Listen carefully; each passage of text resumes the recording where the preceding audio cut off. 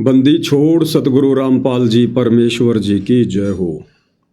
परमपिता परमात्मा सारी सृष्टि के रचनहार कुल मालिक असंख्य ब्रह्मांडों के स्वामी जगत गुरु तीनों लोकों में प्रवेश करके सबका धारण पोषण करने वाले राजाधिराज आत्माधार नाथों के नाथ देवों के देव महादेव सर्वेश्वर महेश्वर मृत्युंजय अजरो अमर आदि अनादि सनातनी प्रभु जगत पिता जगदीश्वर श्री श्री 1008 की उपाधि के वास्तविक अधिकारी अकाल मूर्त शब्द स्वरूपी राम वासुदेव सर्वगतम ब्रह्म परम पूज्य प्रथम पूज्य परम संत परम पुरुष परम धनी परम दयालु सत्य कबीर हक्का कबीर अल्लाहु कबीर अल्लाहु अकबर बाखबर अल्लाह ताला जगत के तारणहार जगत के मुक्तिदाता जगत के जगन्नाथ हारे के सहारे हिंदुओं के राम मुसलमानों के अल्लाह सिखों के वाहिगुरु ईसाइयों के मसीह दया के सागर दयानिधि करुणा के सागर करुणानिधि स्वयंभू परिभू संकट मोचन कष्ट हरण मंगल करण दुख भंजन अविगत कबीर निर्विकार निर्विषम परमात्मा अलय अलेख सतगुरु आदि अनादि सतगुरु असली मर्यादा पुरुषोत्तम असली राम असली कृष्ण असली घनश्याम असली मुरारी राजाओं के राजा महाराजाओं के महाराजा शहंशाहों के शहंशाह सम्राटों के सम्राट भगवानों के भगवान अल्लाहों के अल्लाह प्रभुओं के प्रभु मसीहाओं के मसीह सच्चे वाहिगुरु बाबाओं के बाबा पीरों के पीर सेठों के सेठ जगत सेठ सावड़सा सेठ सर्वगुण संपन्न अनंत कोटि कलाओं के स्वामी अनंत कोटि ब्रह्मांडों के नायक योगियों में महायोगी ध्यानियों में महाध्यानी सिद्धों में परम सिद्ध ज्ञानियों में तत्व ज्ञानी ब्रह्म ज्ञानी महाज्ञानी परम ज्ञानी सर्वश्रेष्ठ ज्ञानी विज्ञानी युवा कबीर समर्थ कबीर असमवात अमित ओझा सच्चे रहनुमा करीम अल्लाह सुबहान अल्लाह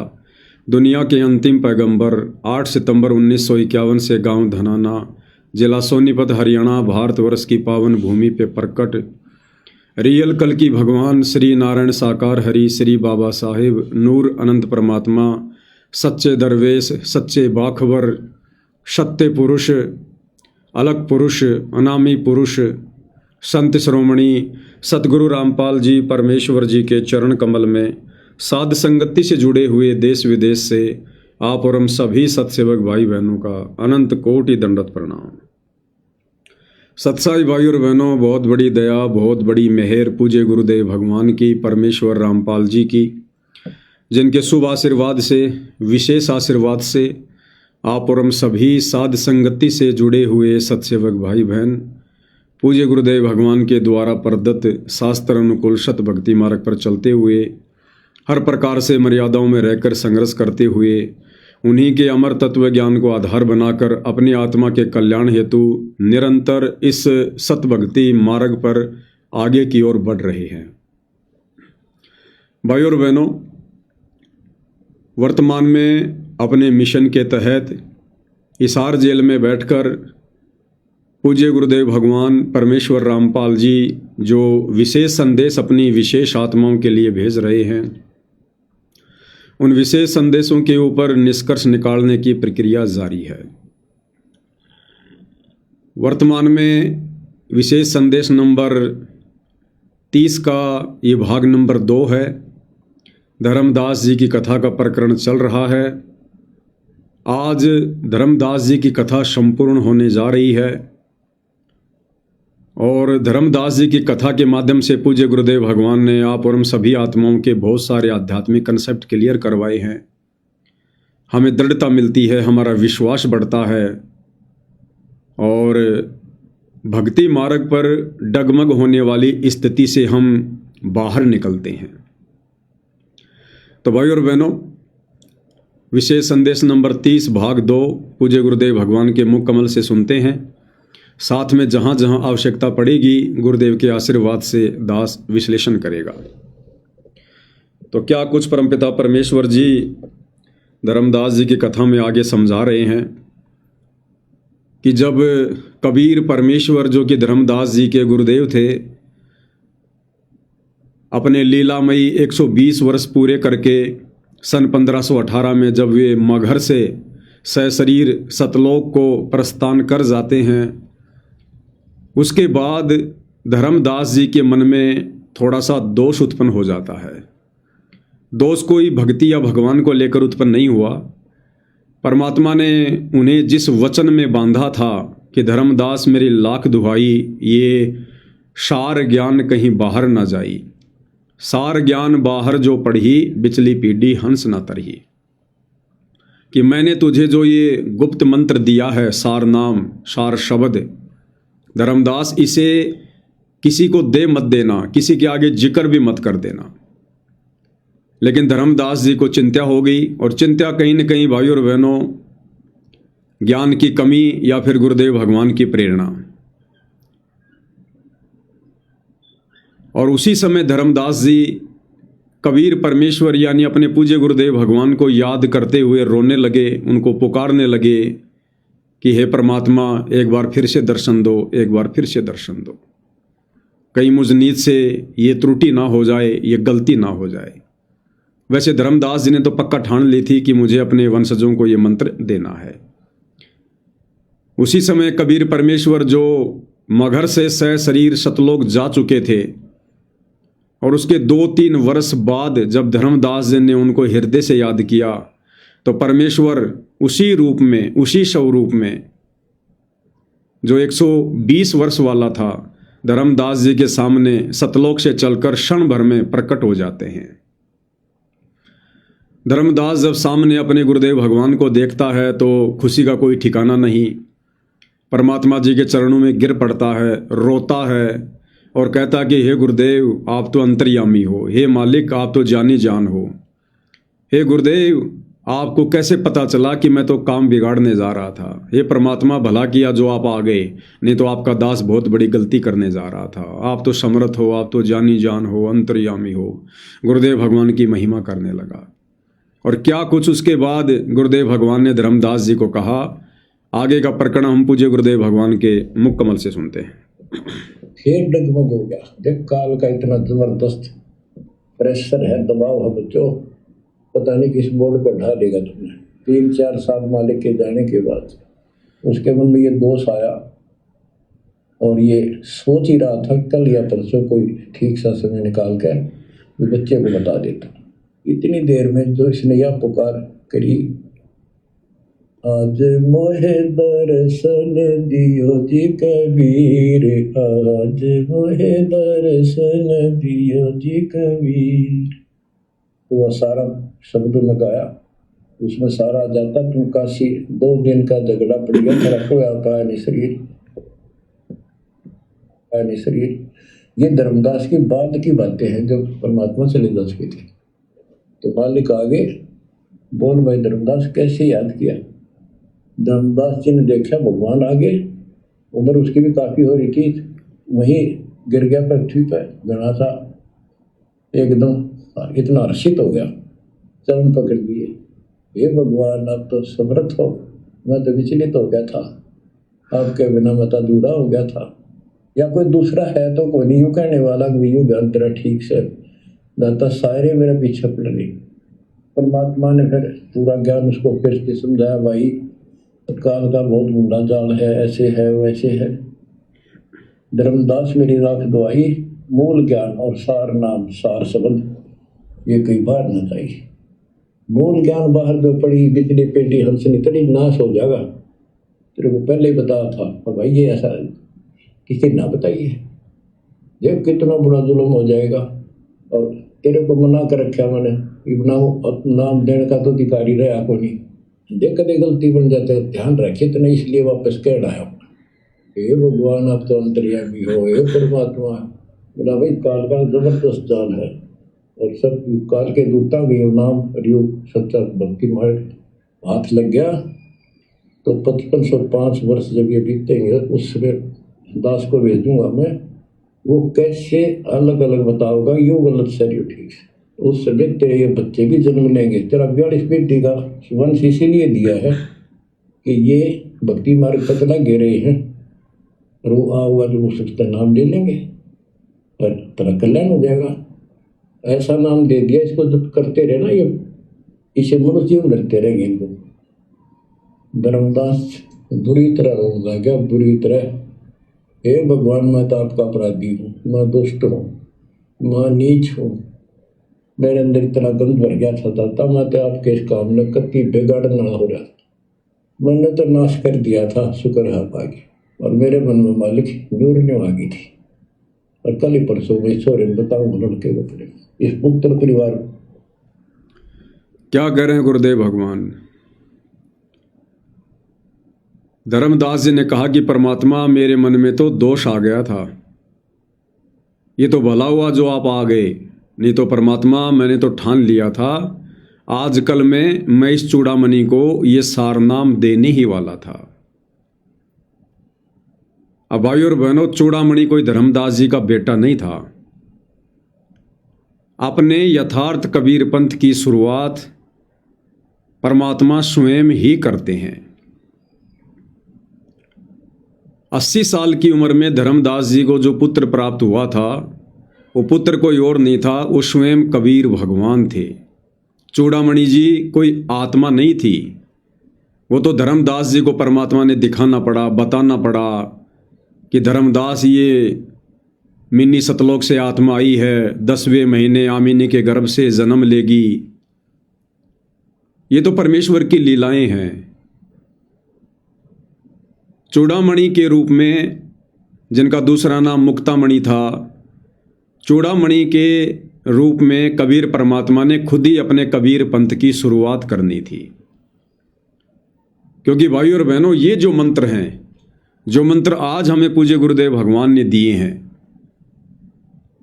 जो प्रथम मंत्र है, ये प्रथम मंत्र भी इस पूरी सृष्टि में कोई दूसरा जीव किसी को प्रदान नहीं कर सकता अपने मुख कमल से बोलकर।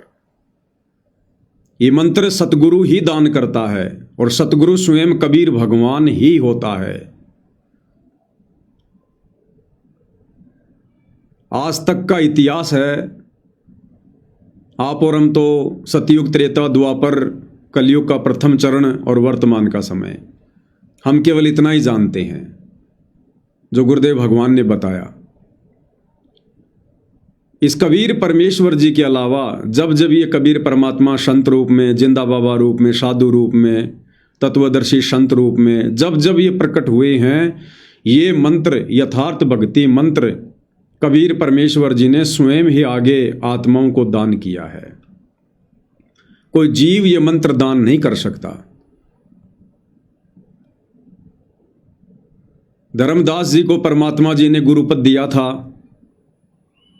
लेकिन बाद में वापस ले लिया था। धर्मदास जी ने किसी को ये मंत्र दान में नहीं दिए, क्योंकि ये मंत्र जीव के अलावा, इस परमात्मा के अलावा कोई जीव दे ही नहीं सकता, कोई अधिकारी ही नहीं है। तो चूड़ामणि जी के माध्यम से परमात्मा जी ने अपना जो पंथ था उसकी 650 साल पहले शुरुआत करनी थी। तो परमेश्वर चूड़ामणि के रूप में खुद ही थे, स्वयं ही थे। और उसके बाद देख लो भाई और बहनों, जब आदरणीय गरीबदास जी आए तो गरीबदास जी ने भी ये मंत्र किसी को नहीं दिए, और गरीबदास जी के रूप में खुद कबीर भगवान थे। लेकिन गरीबदास जी का रोल क्या था? एक जीव का, एक भगत का। तो गरीबदास जी ने भी कभी किसी को ये मंत्र दान में नहीं दिए, केवल अपने ग्रंथ साहिब में लिख दिया, क्योंकि एक जीव कभी किसी को ये मंत्र दे ही नहीं सकता। नानक जी के रूप में खुद कबीर भगवान थे। आज हमें पता चल गया, जिस समय नानक जी की आत्मा को परमात्मा शरीर से निकाल कर बेई नदी से सतलोक ले गए थे, उस समय तक तो वो नानक की आत्मा थी, लेकिन वापस आते समय वो नानक की आत्मा नहीं थी। नानक को तो परमात्मा ने मिनी सतलोक में बैठा दिया था। नानक जी को तो वर्तमान समय में जन्म देना था। और फिर पूरी की पूरी लीला नानक जी के रूप में खुद कबीर भगवान सतगुरु रामपाल जी ने की। अन्यथा नानक जी कहाँ बाला मर्दाना को लेकर प्रहलाद के लोक में चले जाएंगे? प्रहलादपुरी का और ध्रुवपुरी का तो काल को भी नहीं पता। उस प्रहलाद को प्रहलादपुरी और ध्रुव को ध्रुवपुरी ये कबीर भगवान ने दी हैं रचकर। जैसे काल को मिनी सतलोक के बारे में नहीं पता, ऐसे उनके लोगों के बारे में भी नहीं पता। इसीलिए तो कहा था मर्दाना के पूछने पर प्रहलाद जी ने, जब मर्दाने ने पूछा कि यहाँ पर और कौन कौन आया है, तो बोले भाई आज से पहले तो कबीर आया है, आज ये नानक आया है, और नानक जी के सचखंड जानने के सैकड़ों वर्ष बाद एक और आएगा जो जाट वर्ण में होगा, बरवाड़ा जिसका प्रचार प्रसार क्षेत्र होगा, और वो भी इन्हीं के जैसा होगा। तो कौन है वो तीसरा? वो सतगुरु रामपाल जी हैं। तो नानक जी को हो, चाहे कबीर जी को हो, चाहे सतगुरु रामपाल जी को हो, ये परमात्मा के ही रूप हैं। तो ये मंत्र एक जीव कभी किसी को दान नहीं कर सकता। और वर्तमान में देख लो, ये मंत्र सतगुरु रामपाल जी ही दान कर रहे हैं। और आगे के लिए गुरुदेव भगवान ने सबको प्रतिबंधित कर दिया कि मेरे सतलोक जाने के बाद शरीर रूप में कोई भी गुरु नहीं होगा। ये जो मंत्र हैं ये इलेक्ट्रॉनिक उपकरणों के माध्यम से दान किए जाएंगे। चाहते तो गुरुदेव भगवान किसी भगत को गुरुपद दे सकते थे, लेकिन कोई जीव ये मंत्र देने का अधिकारी नहीं है। तो चूड़ामणि के रूप में भी उस समय खुद कबीर परमात्मा सतगुरु रामपाल जी ही थे, लेकिन धर्मदास जी इस खेल को उस समय समझ नहीं पा रहे थे। वो ढंग से अपने गुरु को नहीं पहचान पा रहे थे। चूड़ामणि के रूप में कहाँ से जान पाते, कहाँ से पहचान पाते? वो तो अपना बेटा मान रहे थे कि आमिनी के गर्भ से जन्म हुआ है। अरे भैया, ये गर्भ से जन्म लेने वाली लीला तो कबीर भगवान ने गरीबदास जी के रूप में भी की। सांसारिक दृष्टि में तो जन्म, और वैसे परमात्मा की लीला, परमात्मा का खेल। वही लीला कबीर भगवान ने 8 सितंबर 1951 को सतगुरु रामपाल जी के रूप में की। दुनिया की नजरों में जन्म, आध्यात्मिक दृष्टि से लीला, प्रकट होना। तो इन मंत्रों को दान करने का कोई भी जीव अधिकारी नहीं है।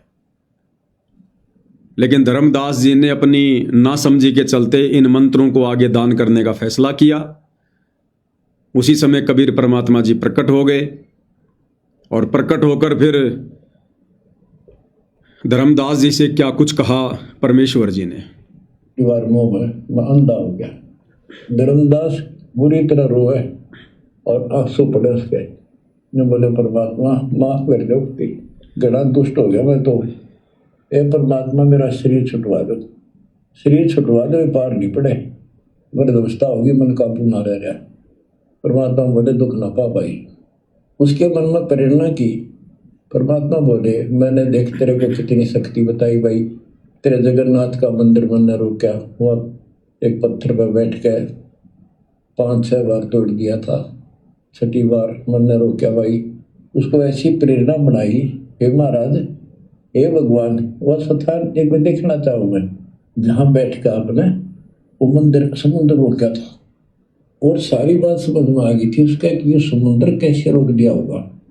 वो स्थान देखना चाहूँ जहाँ आप बैठे थे। परमात्मा बोले चल भाई।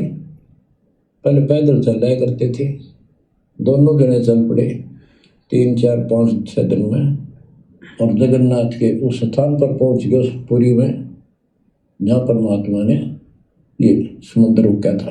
तो वहाँ के अब देखो भाई और बहनों, ऐसी लीला करता है परमात्मा, काल भी धोखे में रहता है। आम जीव की क्या औकात जो इस परमेश्वर को जान ले, पहचान ले, जब तक कि वे ना चाहें। सतलोक से पाताड़ लोक की दूरी गुरुदेव ने बताई 16 शंख कोश। सतलोक से पृथ्वी तक की दूरी नहीं है 16 शंख कोश। नीचे जो पृथ्वी से नीचे जो पाताल लोक है, उस पाताड़ लोक की धरती से लेकर सतलोक की दूरी 16 शंख कोश। अब सतलोक से चलकर धर्मदास की पुकार पर जो कबीर परमात्मा क्षण भर में, पलक झपकने जितनी देर में धर्मदास के सामने प्रकट हो गया, और फिर धर्मदास को लेकर बांधवगढ़ से और जगन्नाथपुरी जा रहा पैदल, और 7-8 दिन लग गए। चाहते तो परमात्मा धर्मदास को कहते कि भैया धर्मदास कर आंखें बंद, जैसे नानक जी के रूप में कबीर परमात्मा ने बाला मर्दाना को कहा कि भाई करो आंखें बंद, और जैसे आंखें खोली वो तो श्रीलंका में समुद्र के किनारे खड़े थे। अब राइम सुल्तान के समय परमात्मा जी ने जेल में जितने भी 360 वो जो साधु संत महात्मा थे जिनको जेल में डाल दिया था इब्राहिम ने, परमात्मा ने सबको कहा कि भैया आंखें बंद करो, सबने आंखें बंद कर ली। थोड़ी देर बाद बोले आंखें खोलो, आंखें खोली तो सारे के सारे जेल से कई किलोमीटर दूर जंगल में खड़े थे। अब चाहते तो ये कबीर भगवान सतगुरु रामपाल जी धर्मदास जी को भी कह देते कि वे धर्मदास आंखें बंद कर, अब खोलते ही जगन्नाथपुरी। लेकिन देखो भाई और बहनों, ये परमात्मा कैसी लीला करता है। सारी सृष्टि का मालिक, जिसने राजा महाराजाओं को उस समय हाथी दे रखे थे। हाथी की सवारी उस समय सबसे बेस्ट सवारी थी, राजा चला करता था। चाहते तो परमात्मा हाथी ले लेते, घोड़ा बुग्गी ले लेते, लेकिन धर्मदास को लेकर, अब धर्मदास की भी 125 साल की उम्र और कबीर परमात्मा की भी तकरीबन 23-24 साल की उम्र, क्योंकि जिस समय परमात्मा मगर से गए थे उस समय 120 साल की लीलामय उम्र थी, और उसके 3-4 साल बाद परमात्मा धर्मदास की पुकार पर वापस आए थे। और जिस समय परमात्मा आए उस समय धर्मदास जी की उम्र 120 साल थी, 125 साल थी। तो दोनों की उम्र 125 साल के आसपास, और 7-8 दिन तक पैदल यात्रा करते हुए, रात्रि विश्राम करते हुए और ऐसी लीला करते हुए परमात्मा धर्मदास जी को लेकर जगन्नाथपुरी गए। जबकि धर्मदास जी तो जान चुके थे, उनको पहचान चुके थे कि ये परमात्मा तो कभी भी अंतर्ध्यान हो सकता है, क्योंकि धर्मदास जी के सामने वो परमात्मा 6 बार अंतर्ध्यान पहले हो चुका था। फिर भी परमेश्वर ने एक आम व्यक्ति, एक साधारण व्यक्ति जैसी लीला की। इनकी ऐसी लीलाओं को देखकर ही भाई और बहनों, ये काल इनको पहचान नहीं पाता है। इस काल को लगता है कि ये वो नहीं हो सकता, ये हो ही नहीं सकता वो सतलोक का राजा। वो तो ना जाने 1 सेकंड में क्या से क्या कर दे। काल उसकी समर्थता से भली भांति परिचित है। काल को विश्वास ही नहीं हो सकता कि सर्व सृष्टि का मालिक, सतलोक का राजा, रतन जड़ित सिंहासन पर बैठने वाला, पूरे ब्रह्मांडों को कंट्रोल करने वाला, और ऐसे एक आम व्यक्ति के भेष में 120 साल तक जुलाई के रूप में कपड़े बुनेगा, टूटी फूटी झोपड़ी में रहेगा, ऐसे पैदल यात्रा करेगा। तो सोचो भाई और बहनों, जब ये काल जो 21 ब्रह्मांड का नकली भगवान है, जब ये भी इस कबीर भगवान को नहीं पहचान पाता है, तो सोचिए फिर आप और हम 2 कोटि के जीव, आप और हम तो काल के आगे भी कुछ नहीं है। सोचिए फिर हम कैसे पहचान जाएंगे कि ये भगवान है, ये परमात्मा है। और यही कारण है आज 35 साल हो गई सतगुरु रामपाल जी का परिवार, जिस परिवार में परमात्मा ने प्रकट होने की लीला की, जिस परिवार में परमात्मा उन आत्माओं के साथ में उनके बचपन से रहे, अपने बेटा बेटी के रूप में उन आत्माओं को पाला पोषा, आज वो सतगुरु का परिवार भी इस कबीर परमेश्वर जी को पहचान नहीं पा रहा, ढंग से अपना गुरु भी नहीं मान पा रहे। तो सोचो फिर आम भक्तों की क्या औकात, क्या बिसात, जो गुरु रूप में इन्हें परमात्मा कह दे, इन्हें परमात्मा मान ले, परमात्मा जान ले। तो ये सारा का सारा जो खेल है, ये कबीर भगवान का खुद का है। ये कबीर परमात्मा जिन जिन आत्माओं से चाहेगा अपनी पहचान करवाएगा, नहीं तो जीव अपनी बुद्धि स्तर से, अपने ज्ञान आधार से, अपनी भक्ति के बल से ये लाख जन्म भी इस परमेश्वर की पहचान नहीं कर सकता। अब विचार करो भाई और बहनों, पूरे विश्व की जनसंख्या लगभग 800 करोड़ से ऊपर है। उस 800 करोड़ की जनसंख्या में मुट्ठी भर लोग सतगुरु रामपाल जी के भगत हैं, और उन मुट्ठी भर लोगों में भी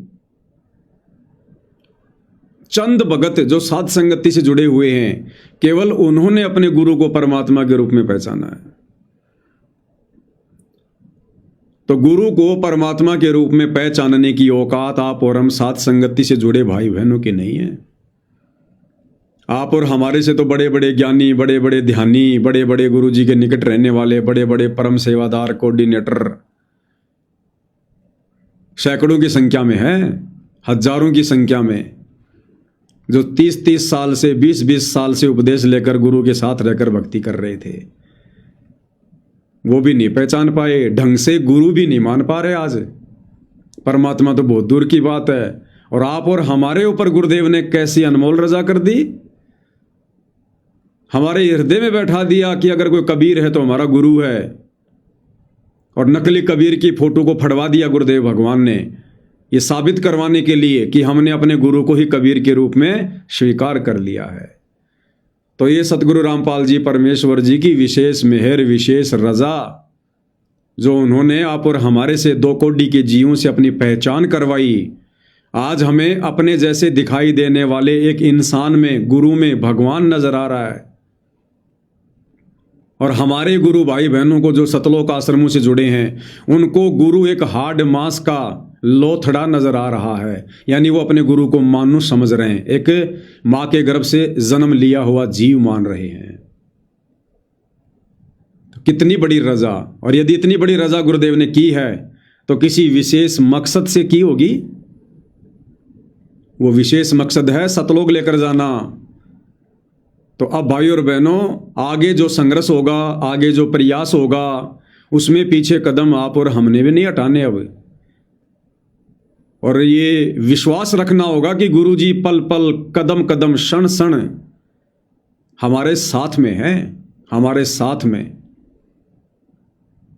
अन्यथा इस परमात्मा को कोई पकड़ नहीं सकता। अब विचार करो भाई और बहनों, हम अपनी छाया तक को नहीं पकड़ सकते।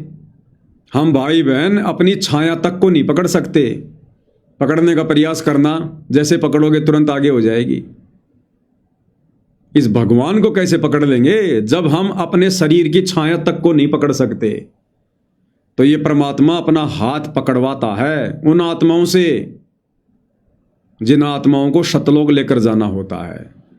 तो गुरुदेव ने हमें साथ संगति से जोड़ दिया। आप और हमारी ट्रेनिंग चल रही है और पल पल गुरुदेव भगवान की पैनी नजर है। जिस प्रकार एक कोच की, एक रेफरी की और जो खिलाड़ी होते हैं उनके ऊपर पल पल नजर होती है, पल पल, ऐसे गुरुदेव भगवान की साध संगति से जुड़ी आत्माओं पर पल पल नजर है। भले हमें विश्वास थोड़ा हो या ना हो, तो हमने गुरुदेव की इस असीम रजा को बना के रखना है। तो परमेश्वर धर्मदास जी को लेकर और जगन्नाथपुरी चले जाते हैं।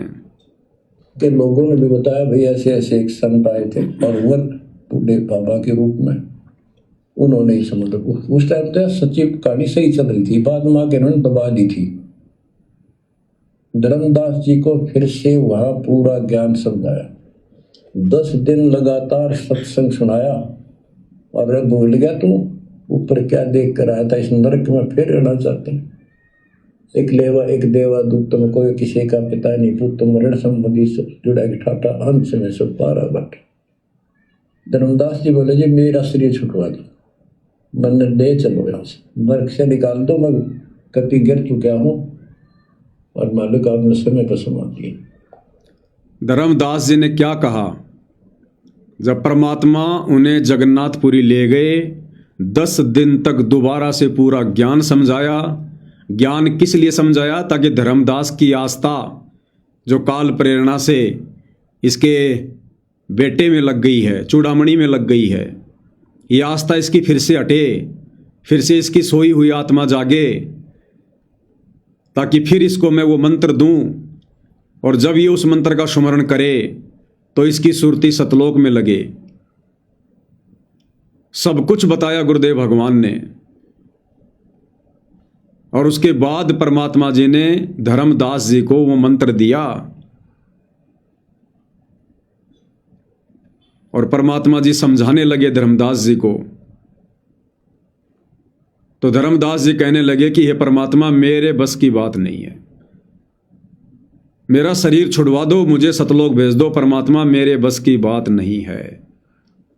अब भाई और बहनों, ठीक है, धर्मदास जी की उम्र काफ़ी हो गई थी, उस समय इतने सत्संग भी सुनने को नहीं मिलते थे, लेकिन फिर भी भाई और बहनों, सतगुरु से ये कहना कि मेरे बस की बात नहीं है, ये भगत की कमजोरी में आता है।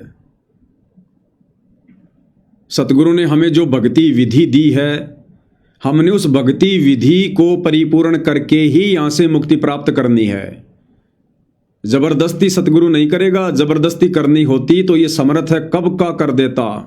आज 21 ब्रह्मांड में कोई देखने को भी नहीं मिलता।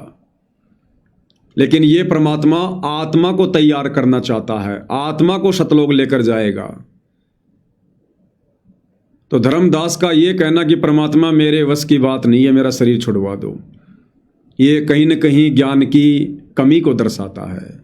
तो आप और हम भगत भाई बहनों ने प्रार्थना तो करनी है कि हे गुरुदेव भगवान शरीर छुड़वा दो, हे परमात्मा, लेकिन हमने दूसरे तरीके से, ज्ञान आधार से, भावनाओं में बहकर नहीं, अज्ञानता का परिचय देते हुए नहीं। देखो ये कलयुग की बिचली पीढ़ी है, परमात्मा ने पूरा कोर्स दे दिया, और पूरा कोर्स देने के बाद यदि परीक्षा में बच्चा नकल करता है तो गुरु नाराज होता है। फिर आज कोई कमी नहीं छोड़ी गुरुदेव भगवान ने समझाने में। तो आप और हमने प्रार्थना तो करनी है परमात्मा जी से सतलोक की, मुक्ति की, मोक्ष की, लेकिन हमने करनी ऐसे है कि हे गुरुदेव भगवान, हे अंतर्यामी, हे जानी जान, हे परमेश्वर, अपने दास के ऊपर रजा करो परमात्मा, दया करो परवरदिगार। हे परमात्मा, अब इस काल के लोक में दास का मन नहीं लगता है। हे परमेश्वर, आप समर्थ हो, आप दयालु हो परमात्मा, आप जो चाहे सो कर सकते हो परमात्मा। आप एक पल में अपनी आत्मा को सतलोक में बैठा सकते हो, तुम कर दो पल में पार हो जा रजा थारी। ये परमात्मा अब नीच को ले चलो, अब इस काल के लोक में दिल नहीं लगता है। ये परमेश्वर, आपने ऐसा ज्ञान दे दिया, ऐसा ध्यान दे दिया, ये परमात्मा अब इस गंदे लोक में कौन रहना चाहेगा। कोई निर्भागी होगा, कोई बद किस्मत होगा जो आपके द्वारा ऐसा निर्मल ज्ञान देने के बाद भी, ऐसी पवित्र जगह सतलोक की जानकारी देने के बाद भी, और काललोक के सारे कष्टों से, दुखों से परिचित करवा दिया, उसके बाद भी परमात्मा इस गंदे लोक में कोई निर्भागी आत्मा ही रहना चाहेगी। हे गुरुदेव भगवान, अपने दास पे रजा करियो, हे परमात्मा, अब की बार इस गंदे लोक में ना छोड़ियो। हमने इस प्रकार से गुरुदेव भगवान से रजा करनी है। यहाँ के दुखों से दुखी होकर, छोटे मोटे लड़ाई झगड़ों से परेशान होकर, या अन्य किसी प्रकार की धन की कमी से दुखी होकर ये नहीं कहना कि ले चलो परमात्मा, बस मेरा तो जी भर गया। वो तो परमात्मा को पता है कि जी भरा कि नहीं भरा है। हम थोड़ी अंतर्यामी को शिक्षा दे सकते हैं। बरवाला कांड के समय की बात है, जयपुर से एक भगत है लोकेंद्र दास। बरवाला कांड के समय वो आश्रम में गया हुआ था,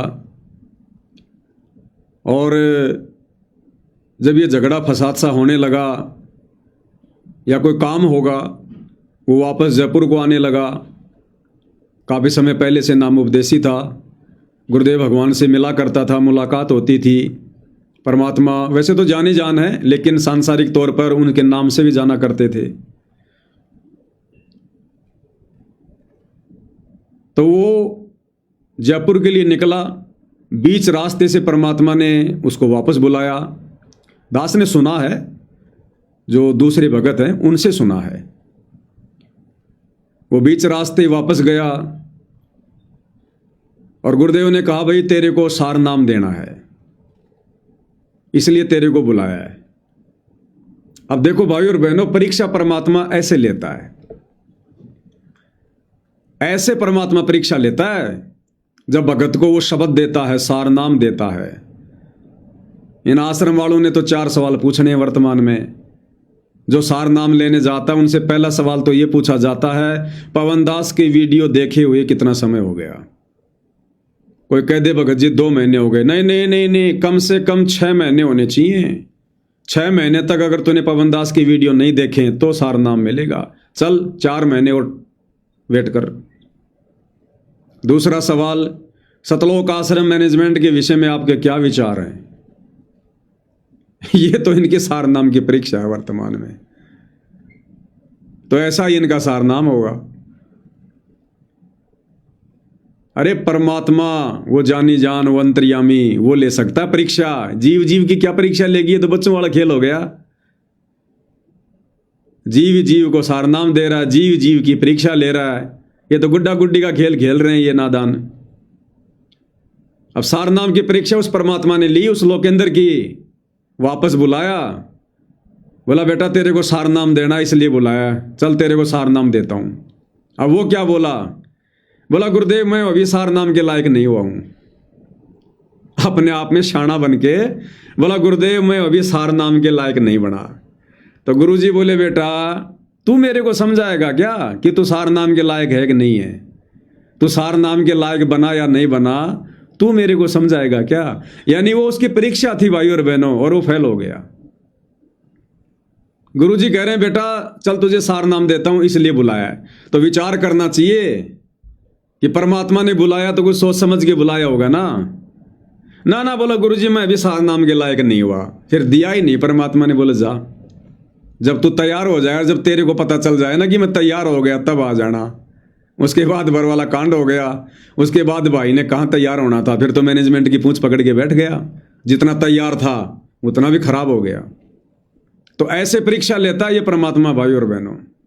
इसलिए कहते हैं गुरु के सन्मुख वचन न कहिए, सो शिष्य रहनी गहनी सुख लइए।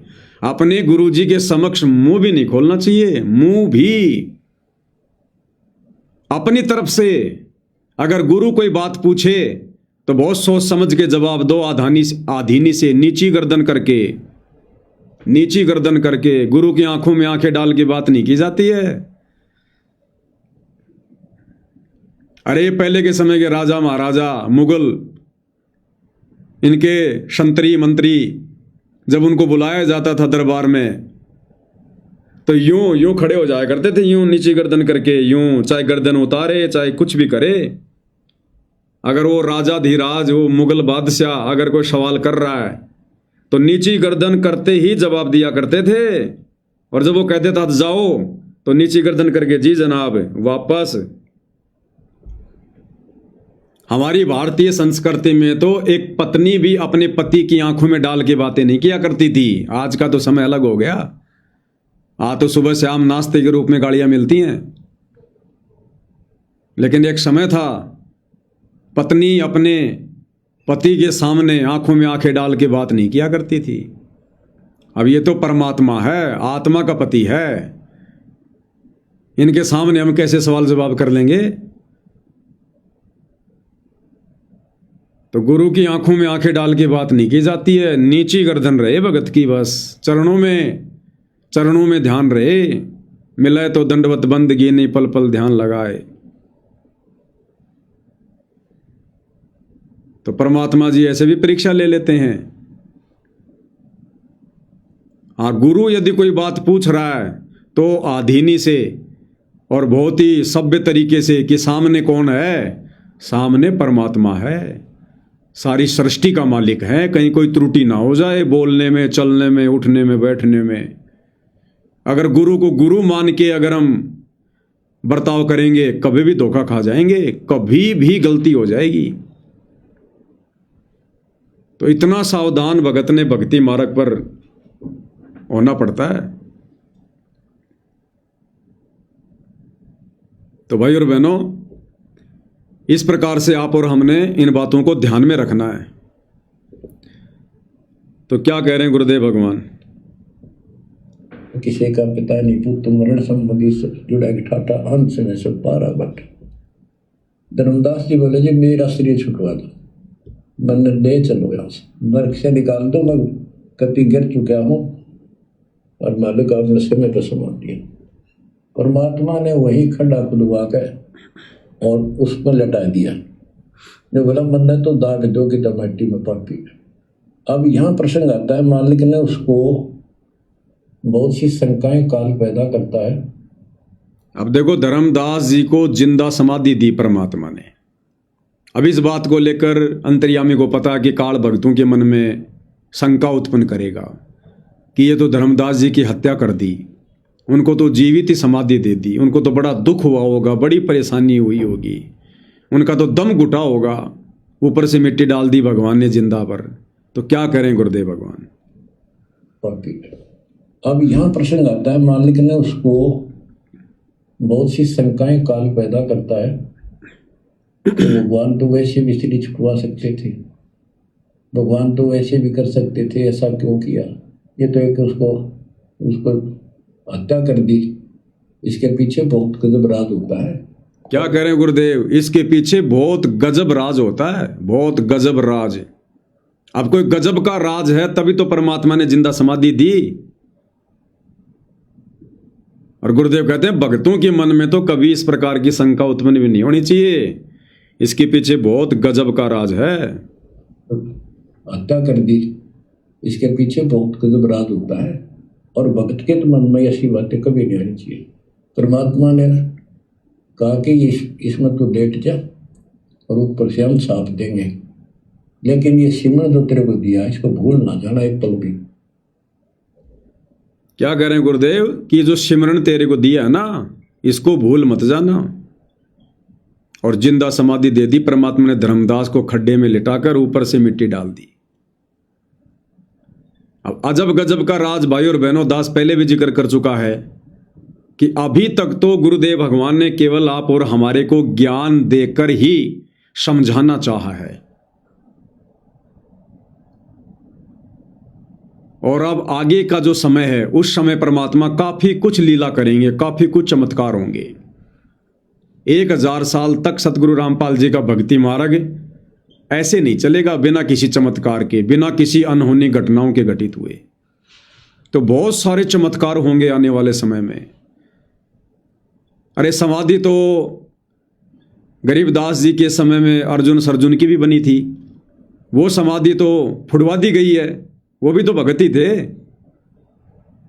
फिर धर्मदास जी की समाधि को परमात्मा ने सुरक्षित क्यों रखवाया अभी तक? 650 साल से वर्तमान समय तक जगन्नाथपुरी में धर्मदास जी की समाधि एज इट इज है। वहां पर कबीर पंथ के संत उसकी सुरक्षा के लिए एक छोटा सा आश्रम बनाकर रहते हैं। जानबूझ के परमात्मा ने समाधि को सुरक्षित रखवाया, जानबूझ के। और समुद्र को भी परमात्मा ने बांध दिया था कि मेरी आज्ञा के बिना आज के बाद कभी भी जो सीमा तेरे को बता दी है इससे आगे कभी आ मत जाना। तो परमात्मा ने जगन्नाथ के मंदिर को भी सुरक्षित रखना था और धर्मदास जी की समाधि को भी सुरक्षित रखना था, क्योंकि जगन्नाथ के मंदिर में खुद कबीर भगवान जाएंगे, वहां विराजमान होंगे, सत्संग करेंगे, क्योंकि ये खुद जगन्नाथ है। दुनिया को ये भी तो दिखाना है ना कि जगन्नाथ कौन है, सारे जगत का नाथ कौन है। और वहीं पर हजारों लाखों लोगों के सामने, जैसे 650 साल पहले कमाल और कमाली को मुर्दे से जिंदा किया था, कमाली को कब्र फुड़वा कर, जिसको 12-13 दिन हो गए थे दफनाए हुए, और उसको जिंदा बाहर निकाला, ऐसे ही धर्मदास जी को परमात्मा जिंदा बाहर निकालेंगे। उसी 120 साल की उम्र में धर्मदास बाहर निकलेंगे और देश और दुनिया को गवाही देंगे कि दुनिया वालों, ये जो सामने खड़ा है ये स्वयं सारी सृष्टि का मालिक है, ये स्वयं कबीर प्रभु हैं, कबीर भगवान है ये। वरना धर्मदास जी की समाधि को परमात्मा ने कोई पुजवाना थोड़ी है, हमसे कोई आरती थोड़ी करवानी है उस समाधि की। क्यों सुरक्षित रखवाया गुरुदेव भगवान ने? उस समाधि पर जाने से, आने से, पूजा करने से, चढ़ावा चढ़ाने से किसी को कोई लाभ थोड़ी है, वो किसी देवी देवता की समाधि थोड़ी है। तो क्यों सुरक्षित रखवाया? परमात्मा धर्मदास जी को जिंदा निकालेंगे और धर्मदास फिर गवाही देगा। इस चमत्कार को देखकर धर्मदास के वंशज सतगुरु रामपाल जी से उपदेश लेंगे, इस चमत्कार को देखकर। वरना ये तो खुद अपने आप को साहेब बनाकर बैठे हैं, ये दामाखेड़ा गद्दी वाले, रांजड़ी वाले, ये धर्मदास के वंशज, ये ऐसे नहीं मानने वाले। तो ये काल का किला कैसे तोड़ा जाएगा, कैसे अपनी आत्माओं को शरण में लिया जाएगा? क्योंकि धर्मदास जी को वचन दिया था ना, तो उनके वंशज भी नाम लेंगे वर्तमान वाले। आज जो ये गद्दी नसीन है, जो अपने आप को साहिब मानकर बैठे हैं, जब वो चमत्कार देखेंगे और धर्मदास जी जब खुद, क्योंकि फिर तो ये मानना पड़ेगा इनको, क्योंकि ये तो इनको भी पता है कि जो ये समाधि है ये धनी धर्मदास की है। वो तो आते जाते रहते हैं वहाँ पर, उन्होंने तो अपना मान रखा है। और जब उसी समाधि को फुड़वा कर धर्मदास जी को बाहर निकालेंगे तो फिर इनको नाम लेना पड़ेगा, इनको अहंकार त्यागना पड़ेगा, ये गद्दियाँ इनको छोड़नी पड़ेंगी। और जब ये छोड़ देंगे तो बाकी फिर उनके चेले कहाँ जाएंगे? तो ऐसा अजब गजब चमत्कार परमात्मा आने वाले समय में करेंगे। और बहुत सारे चमत्कार होंगे, जैसे परमात्मा जो है प्रहलाद के लोक में जाएंगे सतगुरु रामपाल जी, दुनिया देखेगी, अपने कुछ भक्तों को भी लेकर जाएंगे। कह रखा ना प्रहलाद ने कि एक और आएगा, तो आएगा ना, ऐसे थोड़ी लिख दिया। तो प्रहलाद के लोक में जाएंगे गुरुदेव भगवान अपने कुछ भक्तों को लेकर, जिन पर वो दया करेंगे। कुंभकर्ण की खोपड़ी जिसमें भीम के पैर भी नहीं टिक रहे थे, जो दिल्ली के आसपास है, उसको भी परमात्मा निकालेंगे, वो तालाब। तब दुनिया को यकीन होगा, हाँ जी सतयुग में वास्तव में 150-150 फुट के लोग थे, 200-200 फुट के लोग थे। कुंभकर्ण इतना बलिष्ठ था, कई किलोमीटर ऊंचा था, तब लोगों को यकीन होगा। वो 13 कागजों वाली गाड़ी जो दिल्ली में उस समय के मुगल बादशाह ने जमीन में दबवा दी थी, कबीर वाणियाँ, वो 13 कागज गाड़ियां भी परमात्मा निकलवाएंगे नीचे से। बहुत सारे चमत्कार होंगे भाई और बहनों। तब आने वाले समय में दुनिया इनको जगन्नाथ मानेगी, इनको कबीर भगवान मानेगी। तब इनके जाने के बाद हजारों साल तक इनका भक्ति मार्ग चलेगा। ऐसे नहीं चलता, ज्ञानवान से दुनिया नहीं मानती। आज मना के देख लो ना, ज्ञान से गुरु का परिवार तो नहीं मान रहा, ज्ञान से भगत तो नहीं मान रहे। तो ऐसे ऐसे अद्भुत चमत्कार आने वाले समय में इस पृथ्वी पर सतगुरु रामपाल जी के द्वारा होंगे। ये तो पूर्व निर्धारित हैं जो होंगे, इसके अलावा भी ना जाने परमात्मा कैसी कैसी लीलाएं करेंगे, जिनके किस्से फिर आने वाले हजारों वर्षों तक सतगुरु की महिमा के रूप में आत्माओं की जुबान पर होंगे। वरना धर्मदास जी की समाधि को बताओ सुरक्षित रखवाने का क्या मतलब निकल रहा है। अर्जुन सर्जुन की समाधि परमात्मा ने फुड़वा दी गरीबदास जी ने कि लोग इनको पूजना शुरू कर देंगे, तो धर्मदास जी को नहीं पूजते, लेकिन परमात्मा ने बहुत आगे लीलाएं करनी हैं, उसके लिए मालिक ने सुरक्षित रखा। अब कोई ये सोचे कि भाई ऐसे कैसे हो सकता है। खैर जिन्होंने अपने गुरु पर पूर्ण विश्वास कर लिया उनके लिए तो कुछ भी नहीं है, नॉर्मल सी बात है कि सतगुरु जो चाहे सो कर ही, कौन सी बड़ी बात है। बाकी सतगुरु के ही भगत जिनके संस्कार कमजोर हैं, उनके मन में दोष आ जाता है, नहीं ऐसा नहीं हो सकता, ऐसे कैसे निकाल देंगे गुरु जी। धर्मदास को तो 650 साल पहले दबा दिया था, उसकी तो हड्डियां भी गल गई होंगी, और 650 साल में तो भाई और बहनों सब कुछ गल जाए, हड्डियां कौन सी बड़ी बात है, लोहा गल जाता है। लेकिन हमने इतिहास को भूलना नहीं चाहिए, सत्संग इसी को कहते हैं। अरे धर्मदास जी को तो मात्र 600-650 साल हुए हैं जमीन में बैठे, कोई ज्यादा लंबा चौड़ा समय थोड़ी है। लोमस ऋषि के बारे में गुरुदेव भगवान ने क्या बताया। जब रामचंद्र जी सीता को लंका से वापस लाए, अयोध्या आए, फिर एक नए महल का निर्माण करवाना शुरू किया। मजदूर जो थे वो महल की नींव खोद रहे थे, और पहले बड़े बड़े महल होते थे क्योंकि हाइट भी त्रेता युग में बड़ी बड़ी होती थी, 70-80 फुट की, तो मकान भी ऊंचे ऊंचे लंबे चौड़े होते थे, उनकी नींव भी उतनी गहरी होती थी, 50-50 फुट की। तो जब मजदूर लोग नींव खोद रहे थे तो नीचे देखा एक पत्थर है, बहुत बड़ी एक शिला है।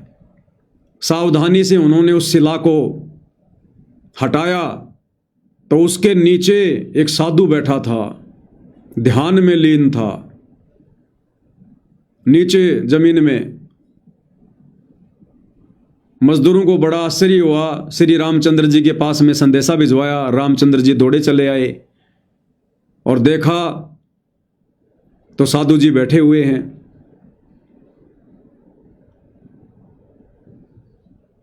तो श्री रामचंद्र जी ने उनसे प्रार्थना की कि हे महाराज, आप कौन हो, अपना परिचय दीजिए, आशीर्वाद दीजिए अपने दास को।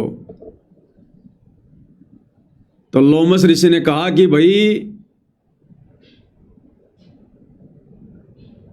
रामचंद्र आ गया क्या रावण को मार के? हाँ जी, बोले आ गया। सीता को ले आया? बोला जी ले आया। बोले त्रेता युग चल रहा है? हाँ जी त्रेता युग चल रहा है। तो बोला भैया मेरे को वापस इस जमीन में सेट कर दो, इस पत्थर को वापस रख दो, ऐसे कैसे, बहुत गंदा लोक है, बहुत गंदा समय चल रहा है। और ऐसे गंदे समय में मैं बाहर नहीं निकलूंगा मैं। तो रामचंद्र जी ने कहा कि महाराज मेरी तरफ से एक भेंट स्वीकार करो, मेरी अंगूठी स्वीकार करो। तो लोमस ऋषि ने कहा कि मेरा जो ये कमंडल है ना इसमें डाल दे भाई। तो रामचंद्र जी जैसे अपने हाथ की अंगूठी निकाल के उसके कमंडल में डालने लगे, रामचंद्र जी ने देखा उसमें तो ऐसी ऐसी और बहुत सारी अंगूठियां हैं। तो रामचंद्र ने कहा कि महाराज ये तो सेम टू सेम मेरी जैसी बहुत सारी अंगूठियां हैं इसमें तो लोमस ऋषि ने कहा कि भैया इसमें 83 अंगूठी और हैं और तेरे जिसे 83 रामचंद्र आके चले गए। और ऐसे ही वो आता है, ये मजदूर महल बनाने के लिए गड्ढा खोदते हैं और मैं नीचे मिलता हूं और मैं फिर वापस इसी गड्ढे में बैठ जाता हूं। तो तेरे जैसे भैया 83 राम तो जब से मैं बैठा हूं ना उस समय तक आके चले गए। तू भैया 84 वाला है, तू 84वें नंबर का है, 84 नंबर का। तब से तो मैं यहीं बैठा हूं लगातार। और डाल दे इस कमंडल में। उन्होंने वापस ही वो पत्थर रख दिया, मिट्टी से पूरा लेवल कर दिया और दूसरी जगह जाके अपना महल बनाया। गुरुदेव भगवान के मुकम्मल से सुनते हैं भाई और बहनों। एक समय की बात है कि भगवान रामचंद्र जी ने कहे किला खुदवाओ थे, किला बना रहे थे अयोध्या का। उसमें नीचे खुदाई कड़ी करा करते, 15-15, 20-20 फुट तक नीचे खोद कर जब नींव भरकर किले की जब लिया करते भाई कदे को तले का स्वर्ग ना ला जावे। जब वो खुदाई करे थे उसमें लोग कहते हैं कि ऐसा पत्थर सा था चारों तरफ से, वो फूट गया उसमें देख ऋषि निकला। ऋषि की नामी नामी पलक हो रही, ऐसे खोखला सा बना रखा था मिट्टी सी का। वो बोले भाई कौन हो तुम, क्या कर रहे हो यहाँ पर? वो बोले जी हम राजा राम के सैनिक सेवक हैं यानी नौकर हैं और यहाँ पर किले की नींव खोद रहे हैं। अच्छा भाई त्रेता युग है क्या ये? हाँ कहा जी त्रेता युग है। वो रामचंद्र है आलिया के अवतार धारक है। कहा जी वो तो क्या वो सीता ले आए वापिस? मैं सोचा भाई वो अच्छा भीतरे दिख रहा के बोला है। कहा कौन हो? भाई मैं तो जो हूं सो हूं, पर मैं जो बताऊं वो पुत्र दो मुझे। इतने में रामचंद्र जी को पता लग गया कि एक पुराना ऋषि है और खोदने जो खुदाई में पाया है। तो रामचंद्र जी वहां गए, प्रणाम किया, ऋषिवर प्रणाम हो। कहा दशरथ पुत्र, उसने कहा बातचीत हुई, आप कौन हो? कि मैं फलाना ऋषि हूँ, मैं लोमस ऋषि हूँ। अच्छा एक महाराज यहाँ कैसे? कि भाई ये कलयुग द्वापरा होगा और कलयुग होगा, अपने डर लगा उस कलयुग तक इसी बुढ़े लोक में। और हम तो भाई फिर अगला सतयुग होगा जब अपना आंख खोलेंगे अरे तो निकलेंगे बाहर। तो कहते हैं आप काफी बातचीत हुई तो कहते हैं लो महाराज जी मैं एक अंगूठी देना चाहता हूँ आपने। भाई महाराज अंगूठी के काम अके बात महाराज, ताकि इसमें घेर दे इस करमंडल में। उसमें घेरी तो इतनी और पाई, उसमें कहते हैं 83 अंगूठी और थी। वो बोला महाराज जी राम नाम की लिखी हुई अंगूठी और भी है, ताकि भाई तेरे जैसे राम देकर जा रहे सब थोड़ा 83 राम और आ लिए। लोमस ऋषि की आयु बहुत लंबी बताते हैं। उसका कहते हैं 4 युग जब समाप्त हो जाते हैं एक रूम टूटता है। और ये कहते हैं 3.5 करोड़ रूम है अपने, 3.5 करोड़ रूम। उसको लोमस ऋषि रूमी ऋषि कहते हैं, रूमी ऋषि। उसके इतनी आयु है जितने उसके रूम है, इतना 4 युग में एक रूम टूटा है, यानी उसकी इतनी आयु है। तो बोला भाई 84 भी बार आ रहा तो मेरा तेरे जैसे हनुमान राम ये आत्मा खत्म हो जाती है। विष्णु जो है नेक्स्ट विष्णु, फिर वो सूक्ष्म आत्मा परमात्मा फिर बिठा दी जाती है गद्दी पर भगवान काल के घर पर जन्म लेकर। तो 84 कहते गरीबदास जी कहते हैं रावण सीता ले गया दर 83 बार, 83 बार का प्रमाण तीन शास्त्रों में मिला है। और गरीबदास जी कहते हैं 30 करोड़ रामा अवतारी सीता संग्रहण की नारी, इनकी गिनती है कोई ना कितने चक्कर काटे। अब विचार करो भाई और बहनों, ये कथाएं कैसी अजब गजब शिक्षा दे रही हैं। तो मन में कभी भी भगत को शंका नहीं होनी चाहिए अपने गुरु जी के वचन पर कि 650 साल हो गए थे धर्मदास जी को समाधि दी हुई, अब तक तो हड्डियां भी गड़ गई होंगी, कैसे निकलेगा। अब बताओ, वो लोमस ऋषि भी तो वहां पर नीचे बैठा है, अभी भी बैठा ही हुआ है, और 84 बार ये त्रेता युग बीत गए, 84 बार, तब से वो लोमस ऋषि जमीन के अंदर ही बैठा है। वो तो निकल रहा, उसको तो कोई भगवान भी नहीं मिला, कोई तत्वदर्शी संत भी नहीं मिला, उसको तो सारनाम भी नहीं मिला, सतनाम भी नहीं मिला था।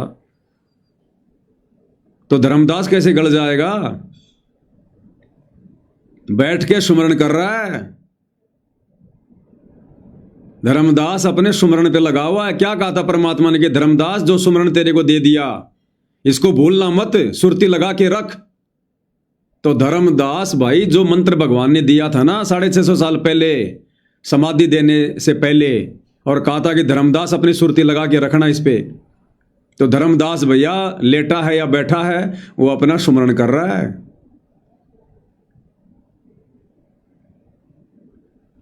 अब लोमस ऋषि, इसकी तो कोई करोड़ों अरबों वर्षों की उम्र होगी भाई।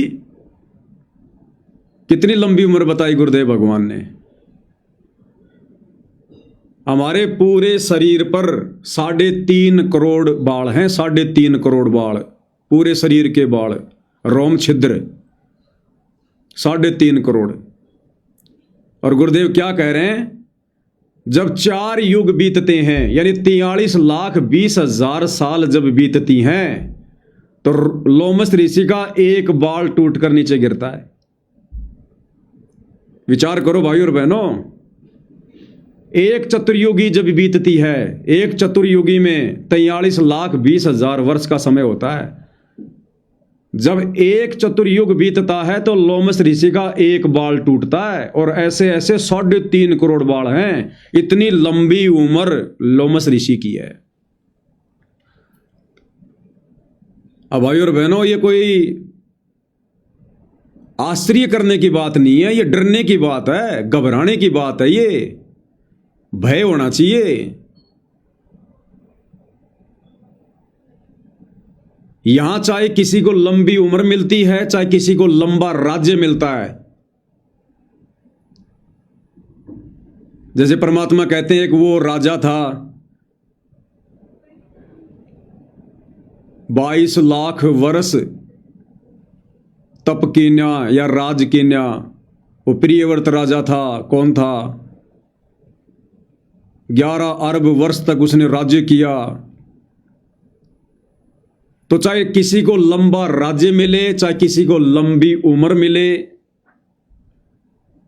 ये मिलता है कबीर भगवान सतगुरु रामपाल जी की भक्ति से।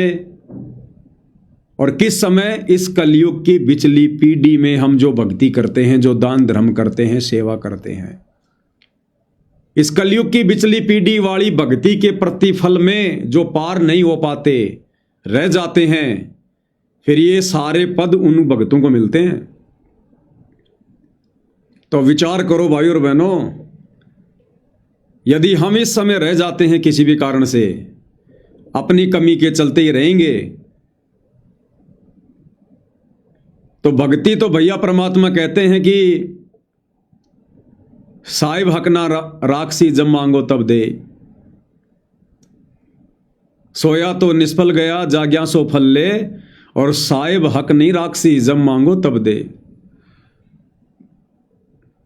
तो ये इतनी अजब गजब, इतनी जबरदस्त भक्ति हमारी बन रही है। प्रथम मंत्र का सुमरण, सतनाम का सुमरण, गुरुदेव भगवान की सेवा, महिमा, हरि सेवा युग 4 है, गुरु सेवा पल 1। यानी जिसको दुनिया भगवान मानती है या भगत जिसको भगवान मानते हैं अनजाने में, दाढ़ी मूंछ वाले कबीर को कहते हैं उस भगवान की तो 4 युग तक सेवा कर ले, 43,20,000 वर्ष तक। और गुरु सेवा पल एक, और गुरु की सेवा यदि तूने एक पलक झपकने जितनी देर भी तूने कर ली तो कहते हैं तेरे भगवानों की सेवा से कई कई गुना ज्यादा फल है। तो इतनी जबरदस्त भक्ति हमारी वर्तमान में बन रही है, सूक्ष्म तरीके से हमें दिखाई नहीं दे रही।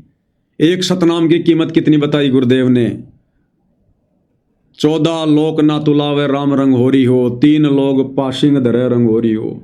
इतनी जबरदस्त भक्ति बन रही है। और जो रह जाते हैं भगत अपने नालायकी के चलते, फिर उनको लोमस ऋषि जैसे, कागभूषण जैसे, दुर्वासा जैसे, चुणक जैसे, वशिष्ठ जैसे, विश्वामित्र जैसे, कपिल जैसे, फिर ऐसे जन्म मिलते हैं जिनकी उम्र की कोई गिनती नहीं होती है। अब कितना बड़ा पंगा मोल ले लिया उस लोमस ऋषि वाली आत्मा ने। कलयुग की पिछली पीढ़ी में था, सतगुरु रामपाल जी उनके गुरु थे और बड़ी अच्छी सेवा की होगी उसने, तन मन धन से जी जान लगा के। लेकिन अंत काल में किसी न किसी कारण से रह गया, पार नहीं हो पाया। और जो मन में इच्छा थी, जो धारणा थी, वो परमात्मा पूरी करता है। उसकी लंबा जीने की इच्छा थी, इसलिए परमात्मा ने उसको उस भक्ति के प्रतिफल में लंबा जीवन दे दिया। अब क्या कर रहा है? मिट्टी में पड़ा है, मिट्टी में। कह रहा है मैं तो खाली सतयुग में निकलता हूं बस, बाकी फिर मिट्टी में आके बैठ जाता हूं, समाधि ले लेता हूं। क्या खाक सुख है ये?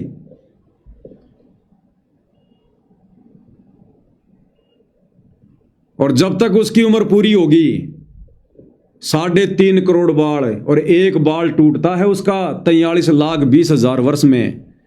और जब तक 3.5 करोड़ बाल पूरे नहीं टूट लेंगे तब तक वो मुक्त नहीं हो सकता। अब मुक्त तो छोड़ो, सतगुरु की शरण में नहीं आ सकता। और आ भी गया तो पार नहीं हो पाएगा।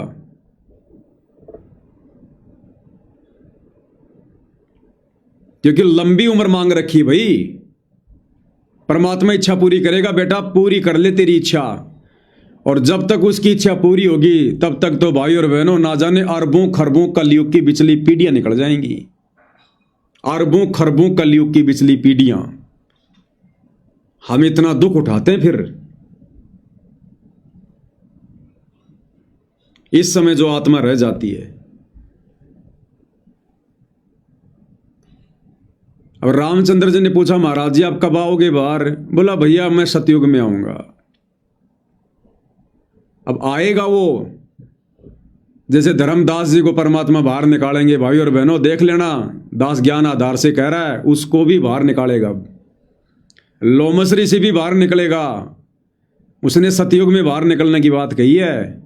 तो असली सतयुग तो अब आएगा 2028 के बाद। असली सतयुग तो अब आएगा।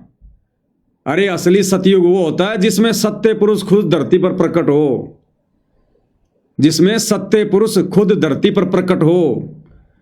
वो सतयुग तो वैसे आएगा जो परमात्मा ने विधान बना रखा है। वो सतयुग, त्रेता, द्वापर, कलयुग, ये तो परमात्मा ने जो है वो सर्कल बना रखा है। वो तो नियम अनुसार आएगा। असली सतयुग अब आएगा, कलयुग में सतयुग। और सत्य पुरुष खुद धरती पर प्रकट सतगुरु रामपाल जी, तो ये है वो असली सतयुग। अब निकालेगा परमात्मा उसको, नहीं तो क्यों बैठा भाई। अरे अहिल्या को परमात्मा ने पत्थर बना दिया, गौतम ऋषि के माध्यम से शराब दिलवाकर पत्थर बना दिया। क्यों बनाया था भाई पत्थर? समय आने पर रामचंद्र रूप में कबीर भगवान सतगुरु रामपाल जी ने अपने पैर की खड़ाऊ झाड़ी, पैर की खड़ाऊ झाड़ी तो वो वापस अहिल्या बन गई।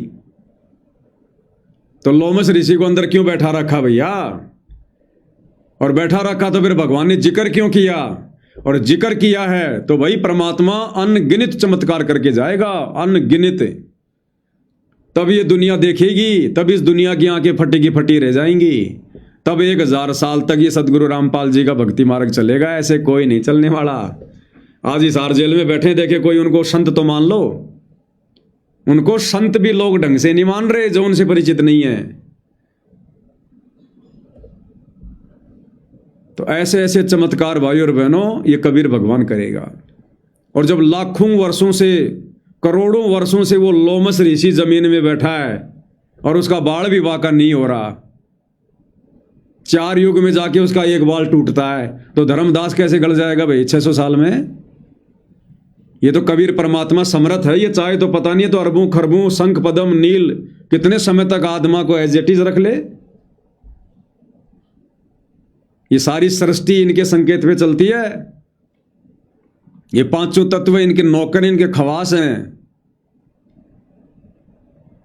तो अजब गजब लीलाएं होंगी आने वाले समय में भाई और बहनों, अजब गजब लीला। तब गुरुदेव भगवान के सतलोक जाने के बाद हजारों साल तक, लाखों साल तक ये भक्ति मार्ग चलेगा।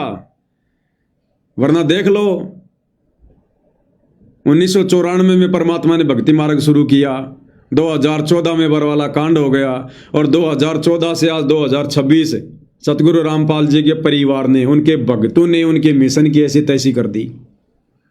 सोचो अगर बरवाला कांड के बाद सतगुरु रामपाल जी अगर परमानेंट सतलोक निकल गए होते तो ये मिशन आगे चलता क्या? ये मार्ग आगे चलता? 10 साल में मिशन की ऐसी तैसी कर दी उनके परिवार ने। इतनी ज्यादा गंदगी ठोक दी इस मिशन में। कोई नियम नाम की चीज रही नहीं, कोई मर्यादा नाम की चीज रही नहीं। लाखों साल मार्ग चलेगा ऐसे? तो ये समर्थ है, इसको पता है कि कैसे इस मिशन को आगे चलाना है, कैसे इस मार्ग को आगे चलाना है। तो भाई और बहनों, हमने गुरुदेव भगवान के वचन पर, उनकी लीलाओं पर किसी भी प्रकार की कोई शंका जाहिर नहीं करनी है। तो आने वाले समय में ये ऐसे ऐसे चमत्कार करेगा परमात्मा। और बच्चों, उसको लास्ट ये हो गया था कि तेरे सांस अंतिम है, अंतिम सांस है, ना बेटा याद आया, ना बेटी, ना वो संपत्ति, ना को पत्नी, अपना जीवन दिखाई दिया था। गरीबदास जी कहते हैं अब मुहूर्त सटदलीप एक घड़ी, एक सटदलीप नाम का इस रामचंद्र जी और का परदादा था सटदलीप। वो इंद्र के पक्ष में राक्षसों से लड़ने गया था सेना लेकर। ये सिद्धियाँ इतनी थी इनके पास, ये ऐसे आम बातें थी।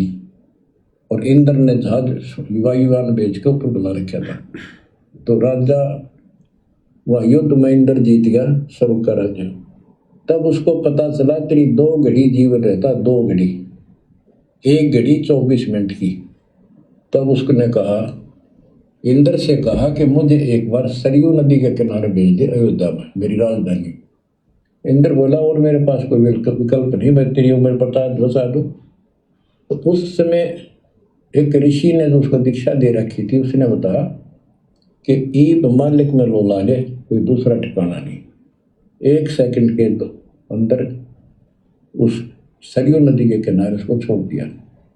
2 घड़ी ऐसी लो लगाई, सब कुछ भूल गया भाई। तो ये सिमरन कुछ ही समय का, जहाँ आशा ता बासा हुई। उसकी आशा स्वर्ग की थी, धर्मदास की आशा सतलोक की थी। तो बच्चों, ये है वो सार नाम, ये है वो मूल ज्ञान। धीरे धीरे आपके भी अंतःकरण के ये थोड़े बहुत जो संशय हैं कभी नष्ट हो जाएंगी। मालिक के पर विश्वास रखो, इस मार्ग में छोड़ ना देना।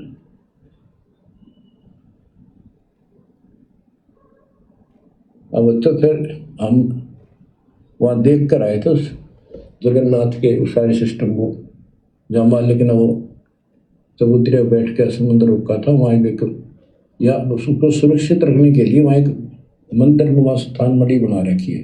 क्या कह रहे हैं गुरुदेव? धर्मदास जी की समाधि को सुरक्षित रखवाने के लिए वहाँ एक मंदिर नुमा गुम्बज बना रखी है और एक कबीर पंथी वहाँ पर मेहनत रहता है। उसको सुरक्षित रखने के लिए वहाँ एक मंदिर नुमा स्थान मणि बना रखी है ताकि वो सुरक्षित रहे। वो पूजा पाजा नहीं उसमें कुछ भी। वहाँ कबीर पंथी मेहनत रहते हैं और उनको थोड़ा बहुत चढ़ावा से जब से गुजारा कर रहे, वो उसके संरक्षक है, बस इतना। तो परमात्मा ने उसको अभी तक सुरक्षित रखवाया है। नहीं तो कब के लोग ढा ढू देते उसको। गुरुदेव भगवान ने सुरक्षित रखवाया है। आज गुरुदेव भगवान हिसार जेल से बाहर निकलकर जब जगन्नाथ जाएंगे तो वहां कुछ तो चमत्कार दिखाएंगे।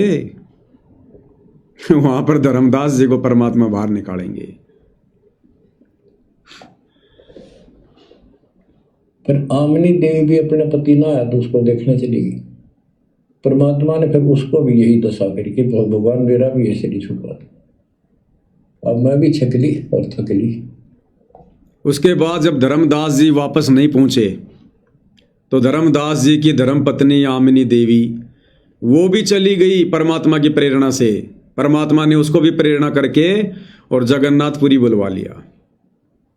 और जब उसको पता चला कि ऐसे ऐसे धर्मदास जी को समाधि दे दी गई है तो आमिनी देवी ने कहा कि हे गुरुदेव, हे परमात्मा, मेरे को भी समाधि दे दो। अब भाई आमिनी देवी को समाधि देने का क्या मतलब था भाई? आमिनी तो कोई काम खराब करने वाली नहीं थी। आमिनी को कौन सा परमात्मा ने सार नाम दिया था जो उस मंत्र को आगे बता देती?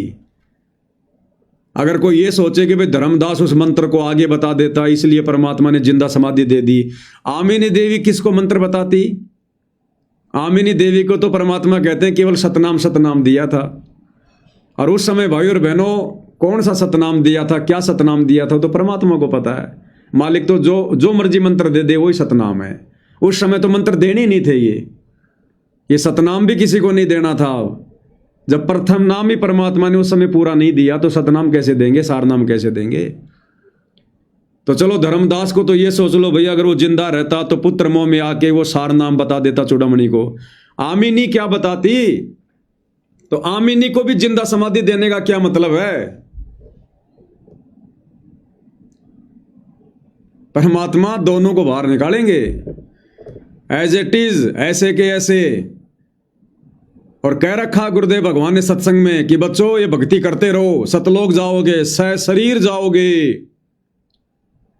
तो परमात्मा सबके सामने, लाखों लोगों के सामने धर्मदास को और आमिनी देवी को समाधि से बाहर निकालेंगे और उन दोनों आत्माओं को वो प्रवचन करेंगे वहां पर घंटों खड़े होके।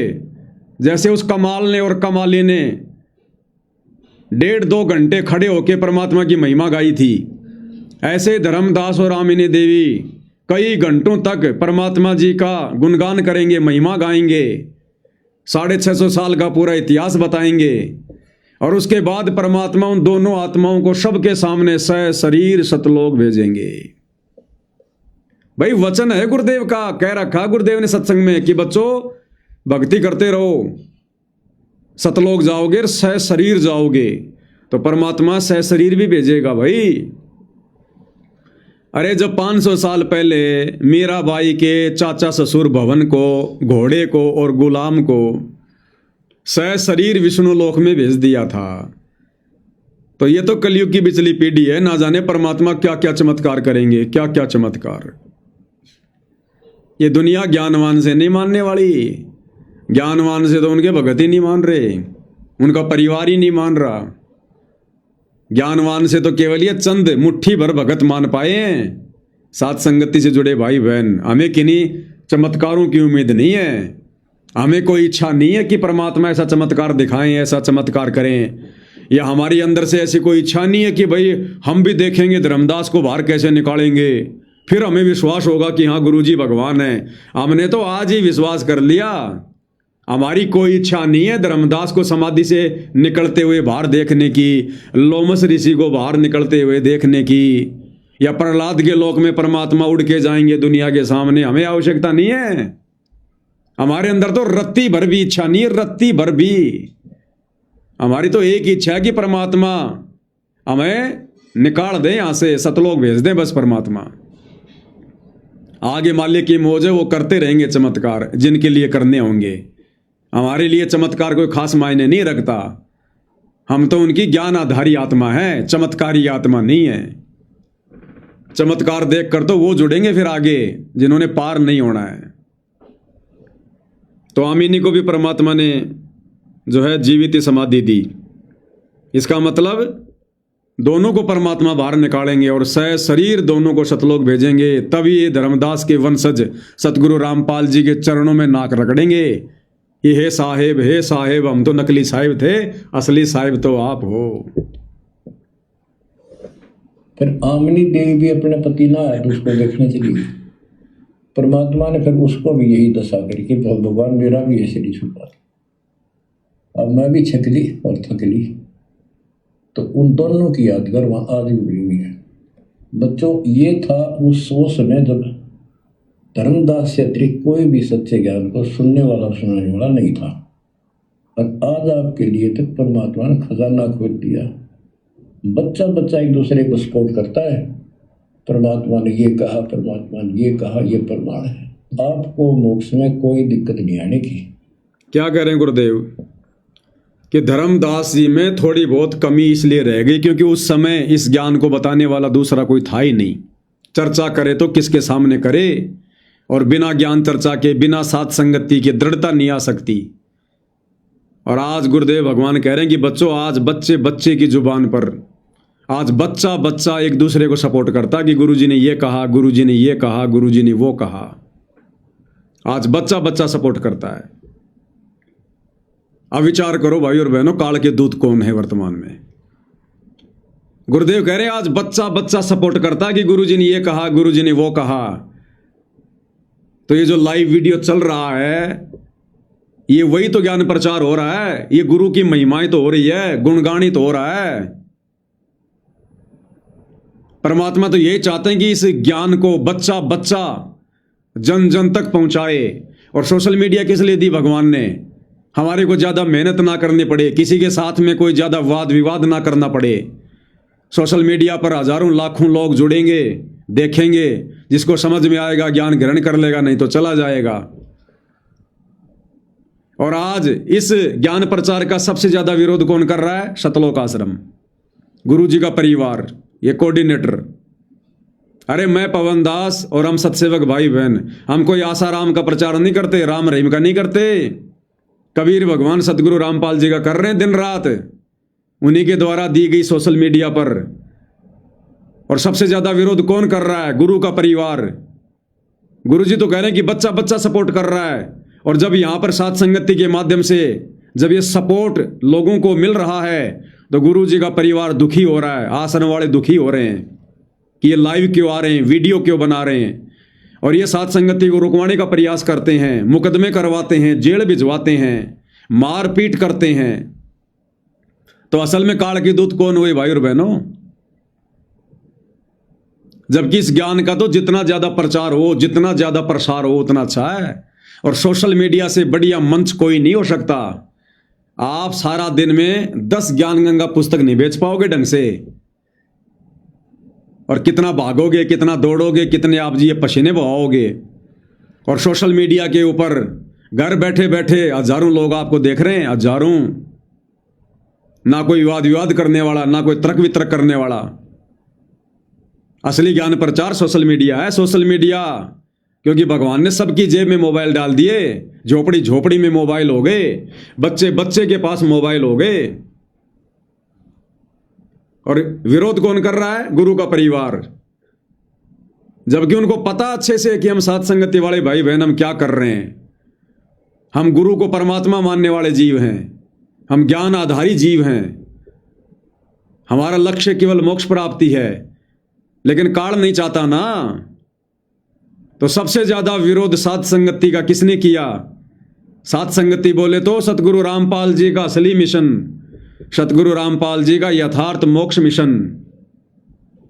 तो काल ने तो भक्तों के कर्म फुड़वाने से मतलब है, कर्म फुड़वाने से। ये नकली साधु संतों का भी इतना विरोध नहीं करते जितना साथ संगति का करते हैं सतलोक आश्रम वाले। तो गुरु तो कह रहा है कि आज वर्तमान में बच्चा बच्चा सपोर्ट कर रहा है कि गुरुजी ने ये कहा, गुरुजी ने वो कहा। तो हम सारा दिन लाइव आकर यही तो बताते हैं कि गुरुजी ने सत्संग में ये बताया, गुरुजी ने इस पुस्तक में ये बताया। और आश्रम वालों को दर्द होता है। तो ये गुरुजी के ज्ञान प्रचारक हैं या गुरुजी के ज्ञान विरोधक हैं सतलोक आश्रम वाले? तो ये हैं वो असली काल के दूत भाई और बहनों, असली काल के दूत। तो इन आश्रमों में जाने वाली संगत से प्रार्थना, भैया निकल जाओ इनसे बाहर। कुछ नहीं मिलेगा तुम्हें वहां पर, कुछ नहीं मिलेगा। तुम सोच रहे हो हमारी भक्ति बन रही है, तुम सबकी मर्यादा खंडित है। तुम्हारी जो पिछली भक्ति है वो भी धीरे धीरे पंचर हो रही है, आगे की भक्ति तो छोड़ो। तुम सबके जो कनेक्शन है वो कटे हुए हैं। जब गुरु के परिवार का कनेक्शन ठीक नहीं है, केवल अपनी बैटरी खा रहे हैं, अपनी मलाई खा रहे हैं पिछली, और कब बैटरी डिस्चार्ज हो जाए, कब दुर्गति हो जाए, कोई भरोसा नहीं इनका। तभी तो आए दिन इनके कोऑर्डिनेटर कुत्ते वाली मौत मर रहे हैं, अकाल मौत मर रहे हैं।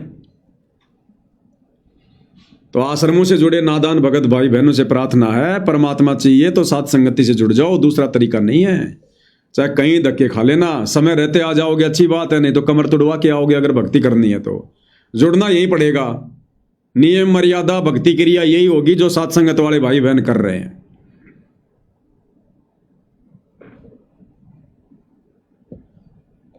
और मैं भी छकली और थकली, तो उन दोनों की यादगार वहां आज भी भूली नहीं है। बच्चों, ये था उस समय जब धर्मदास से अतिरिक्त कोई भी सच्चे ज्ञान को सुनने वाला सुनाने वाला नहीं था। और आज आपके लिए तो परमात्मा ने खजाना खोल दिया। बच्चा बच्चा एक दूसरे को सपोर्ट करता है, परमात्मा ने ये कहा, परमात्मा ने ये कहा, ये प्रमाण है। आपको मोक्ष में कोई दिक्कत नहीं आने की। लेकिन भाई आश्रम वाले नहीं चाहते कि भगत दृढ़ हो जाएं। समर्पित हो जाओ। इन बालकों की कथा ना सुनना, कहते ये डूम बाट के गीत नहीं है, ये समर्थ की बताई सच्ची कथा, ये सत्यनारायण कथा है। परमात्मा आपको मोक्ष दे, सदा सुखी रखे। सत्संग।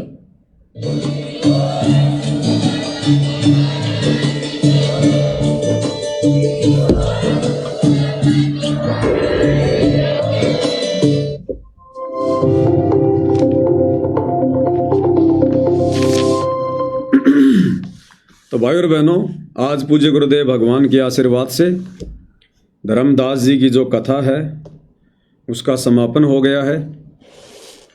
कल हम विशेष संदेश नंबर 31 पर चलेंगे। अब अंत में गुरुदेव भगवान की महिमा में एक शब्द समर्पित करेंगे।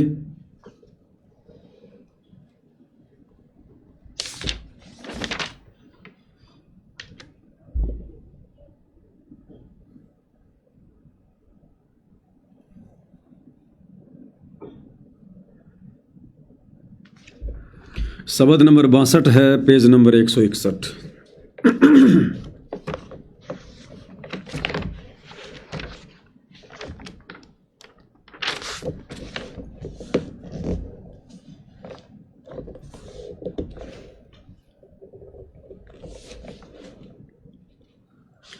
बंदी छोड़ सतगुरु रामपाल जी परमेश्वर जी की जय हो।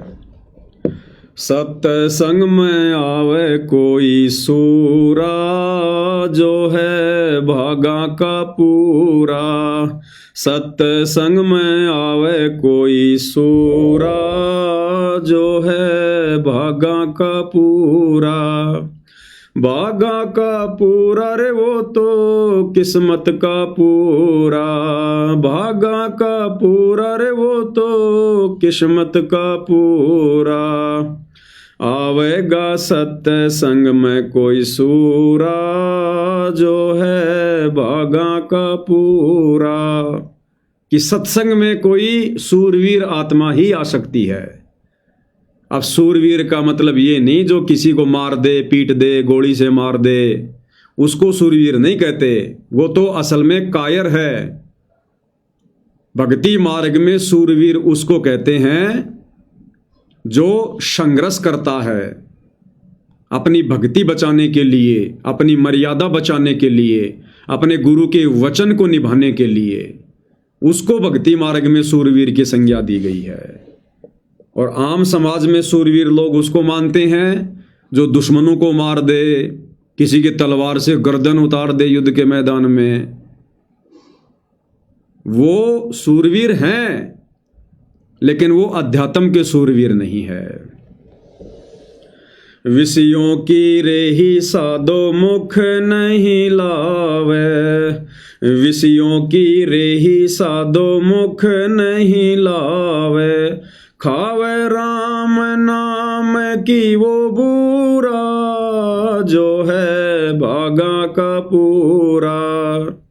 बागा का पूरा रे वो तो किस्मत का पूरा, आवेगा सत्संग में कोई सूरा, जो है बागा का पूरा। क्या कह रहे हैं गुरुदेव? विषयों की रेही साधो मुख नहीं लावे।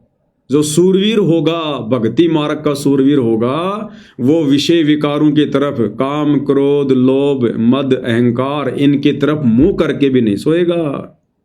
विषयों की रेही साधो मुख नहीं लावे, खावे राम नाम की वो बूरा। बूरा यानी खांड शक्कर, वो तो राम नाम की बूरा। जो भक्ति उसके गुरुजी ने दे दी है, उसको मर्यादा में रह के दिन रात करेगा, विषयों की तरफ झांक के भी नहीं देखेगा। कहते हैं वो है असल में सूरवीर। दुनिया वाले तो साधो आनंद मनावे, दुनिया वाले तो साधो आनंद मनावे, वो रह जानो कुछ खोरिया, वो है बागा का पूरा। बागा का पूरा रे वो तो किस्मत का पूरा, आवेगा सत्संग में कोई सूरा, जो है बागा का पूरा। दुनिया वाले तो साधो आनंद मनावें। अब दुनिया वालों को तो भाई और बहनों तत्व ज्ञान नहीं, सच्चा सतगुरु प्राप्त नहीं।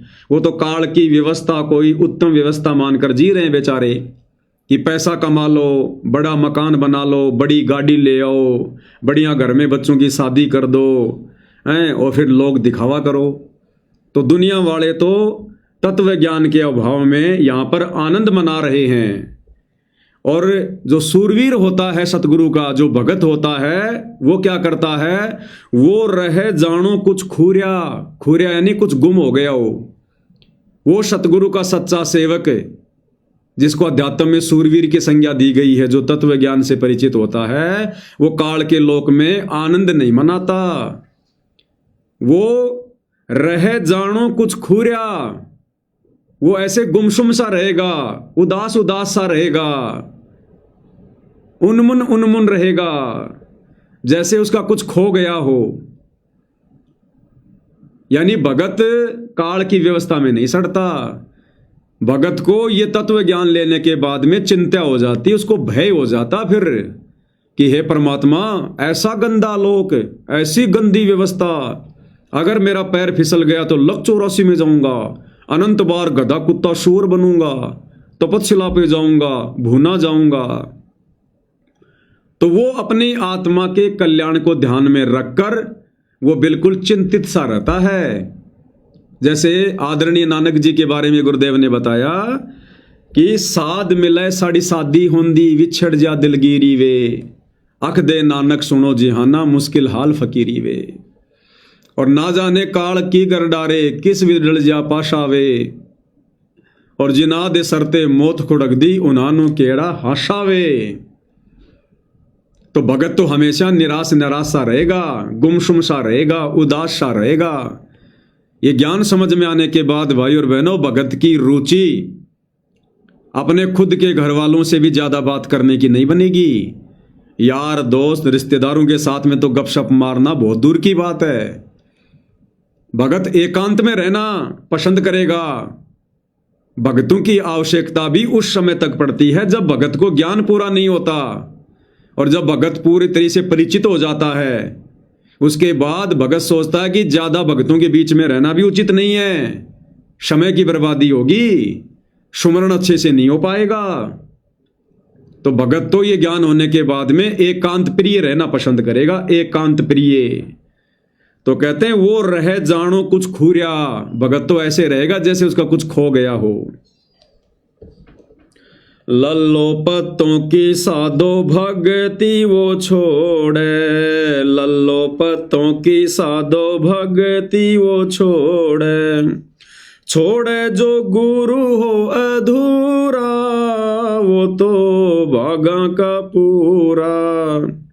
बागा का पूरा रे वो तो किस्मत का पूरा, आवेगा सत्संग में कोई सूरा, जो है बागा का पूरा।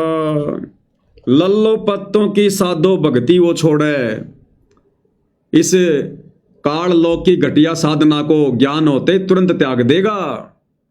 ये लल्लो पत्तों की भक्ति है, ब्रह्मा विष्णु महेश तक की भक्ति, काल और दुर्गा की भक्ति, ये ब्रह्म भक्ति तुरंत त्याग देगा, तुरंत छोड़ देगा जो सतगुरु का सूरवीर होगा। और छोड़े जो गुरु हो अधूरा, और जो आधा अधूरा गुरु होता है ना, उसको तुरंत त्याग देगा, तुरंत। डूबे थे पर उबरे गुरु के ज्ञान चमक, बेड़ा देखा जरजरा उत्तर चले फड़क। ज्ञानकार गांव का चमका सा होता है जो सतगुरु का सूरमा होता है। तीर्थ व्रत को साधो मन नहीं चावे, तीर्थ व्रत को साधो मन नहीं चावे।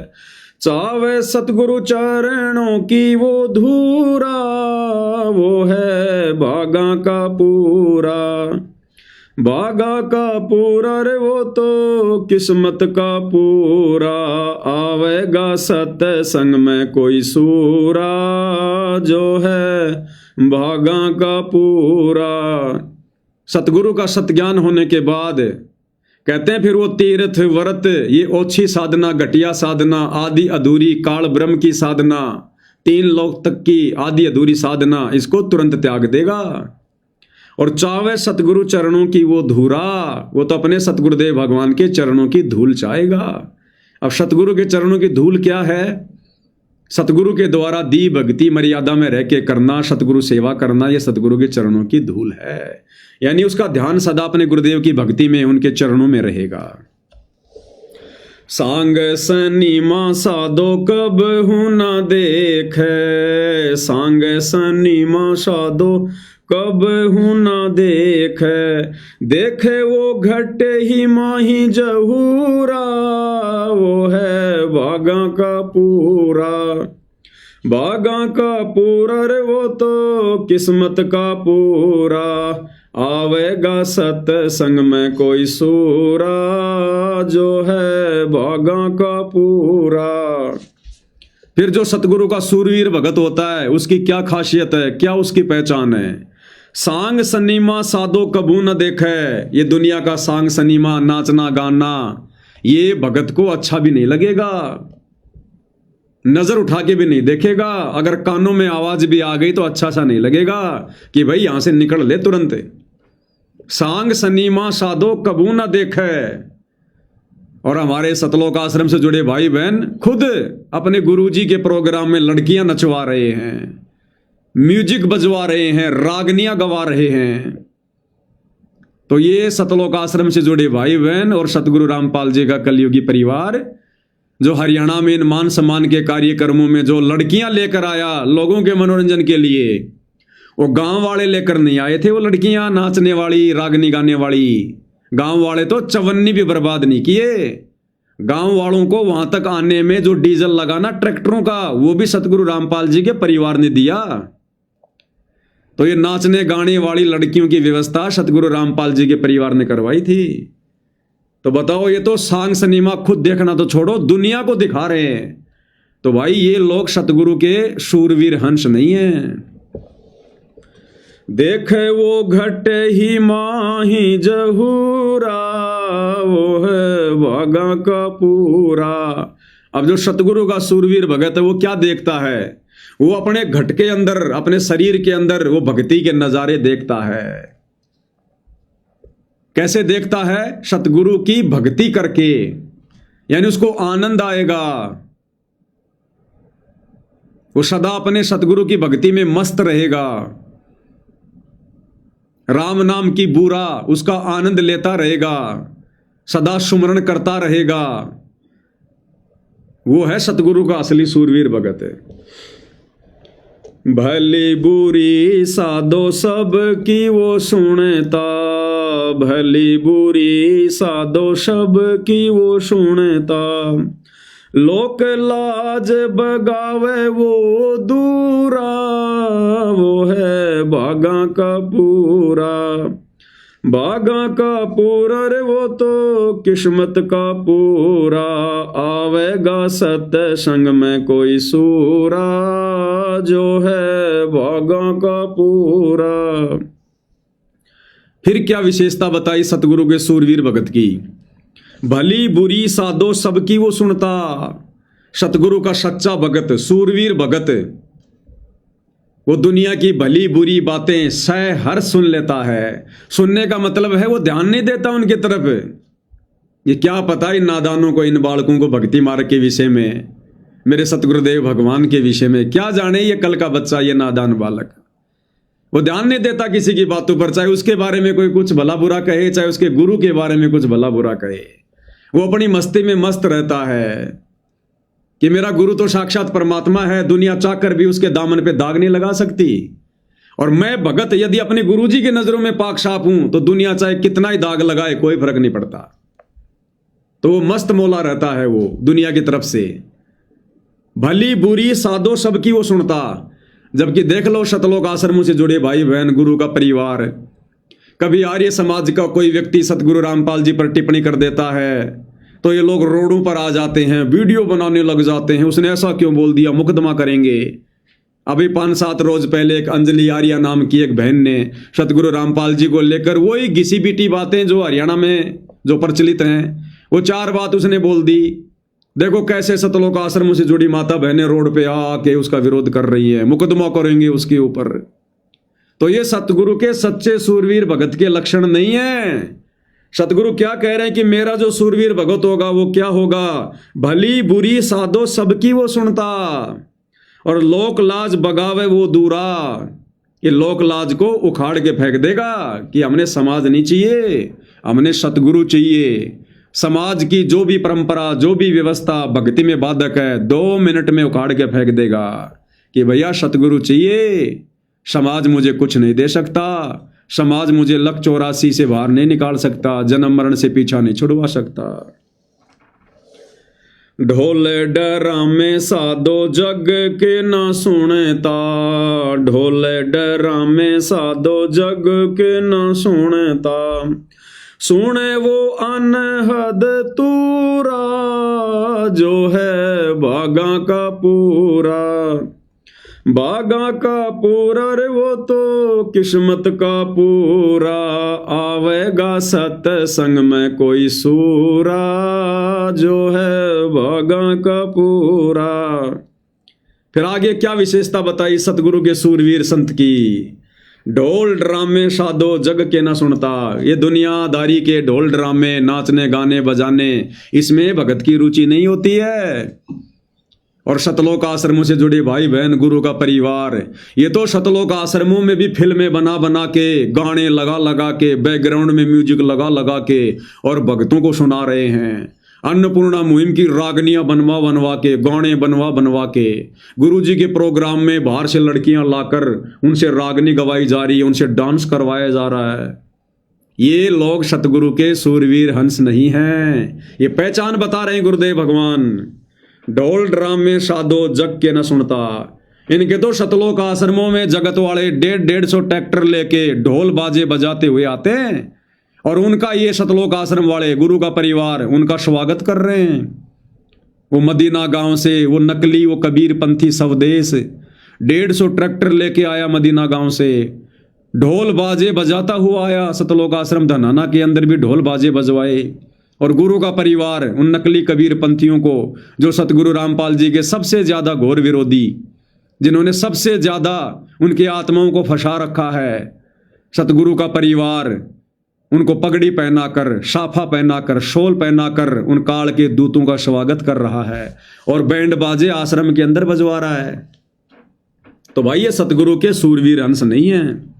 ढोल ड्रामे साधो जग के न सुनता। सुने वो अनहद तूरा जो है भागा का पूरा। सतगुरु का हंस क्या सुनेगा? अनहद तूरा।